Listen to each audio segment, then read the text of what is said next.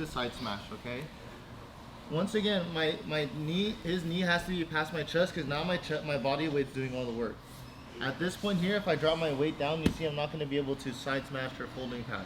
So if I just bring my chest out this way and do this, open your knee, you can't do anything. And now look at my weight drops forward, and I force him to fold here. Okay.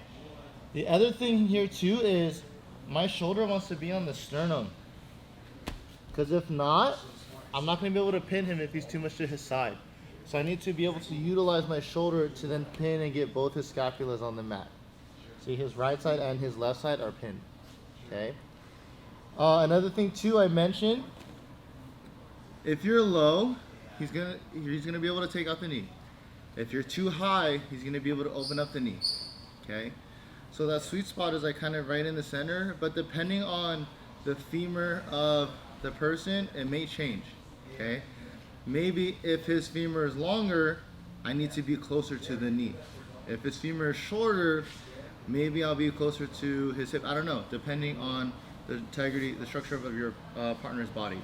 Okay. So today we're gonna be doing like side smash drills, but we're gonna be switching partners so you guys can feel the difference. Okay. Another thing too, when I'm on top, I try to have my head near his head, especially if I'm holding the collar or tricep. If I'm too low, he can be able to frame me, and then maybe he can build up to his elbow, even if I'm holding the collar. Okay? So I need to try and get my head close to his head. And at that point, it allows me to pin Ramon easier here. Now, if he tries to build up to his right hand, it's hard for him. Okay? Again, if you're holding the collar, try to have your head close. Okay? If you're hugging the head, make sure your head is on the opposing side. I won't hold the collar and have my head here, because now he can circle his right hand to my bicep and then create space. Okay? Cool? So those are the things that are pretty basic and vague for the person to do on top. So now let's work countering that or dealing with that. Okay? So one thing I have to utilize is my baby hooks. So let's say here too, so let's do this. Go ahead. Boom. See, he's essentially going into De La Riva and headquarters position, right? I started like this, but then I went to here. So if you guys want to start in De La Riva and then he steps back and peels his foot inside, you guys are here, okay?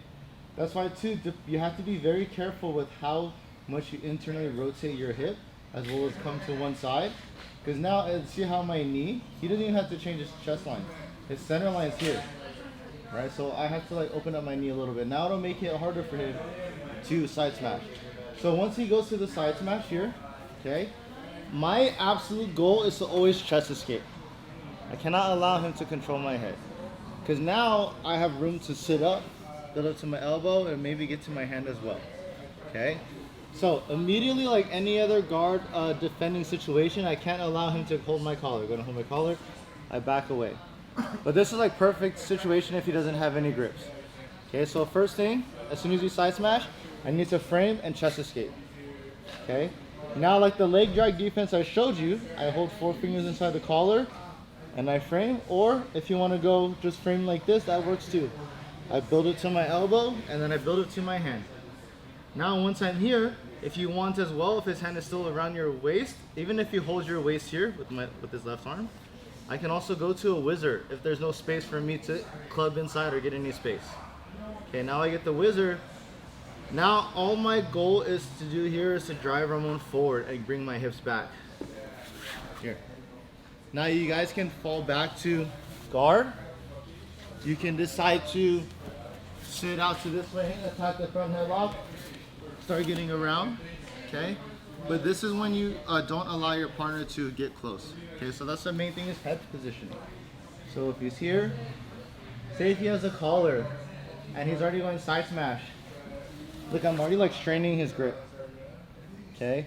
And since I'm so far from him, I'm not concerned. Well, of course I'm concerned, but I'm aware he can still pass to the backside. So he can pass behind me still. Like take your right leg out. Yeah, like here now I can start building up.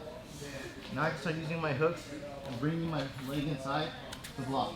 Because if he continues to walk to his left, you see my Foot is hooking, now I can stretch, and then retain guard again, okay?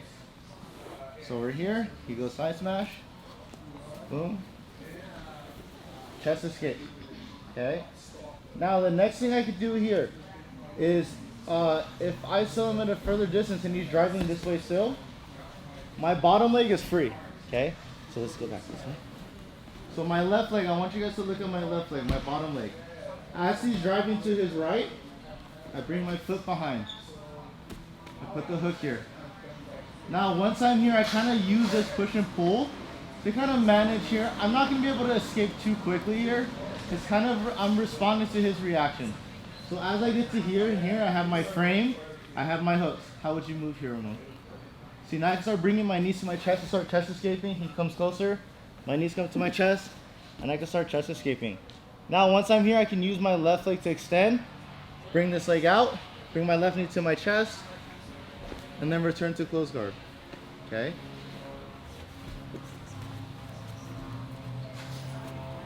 So he's here, he's going.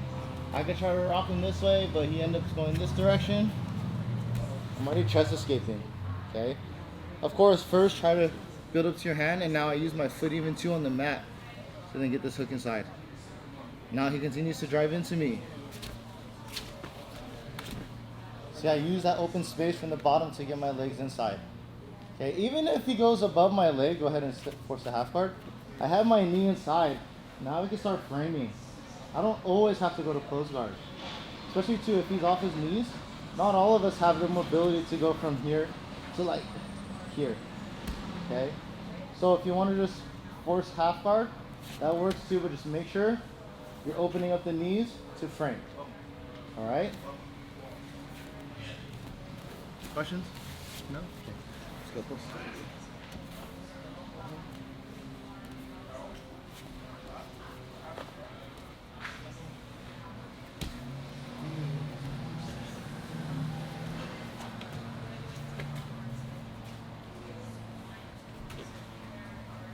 Okay, again.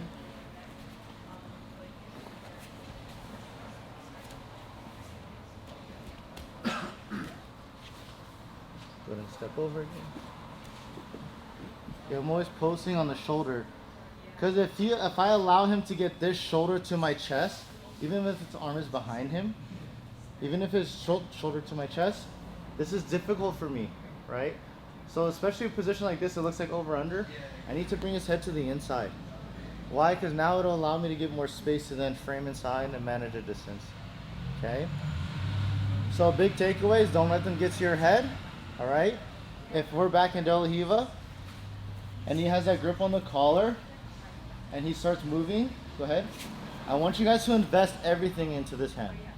Because if not, then he's gonna be able to pull himself, and now we're in a situation here, okay? So let's break here, and then we'll go into more stuff when he's a little closer in that situation. So do not allow your partner to get to your head. Chest escape, building up to your elbow. When you're building up to your elbow, do not build up here. He will not be able to come up. Chest escape, and then now look, I'm leaning forward. Now I can come up to here. Okay, 1, 2, 3.